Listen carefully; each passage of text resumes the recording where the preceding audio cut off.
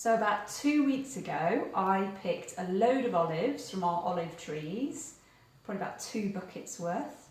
I then smashed each one with like a little wooden contraption, put them into water, and then I've changed that water every day for about 2 weeks. So this is quite a lengthy process, and I have never done it before, but this year, as we have more time, I've decided to give it a go and see what happens.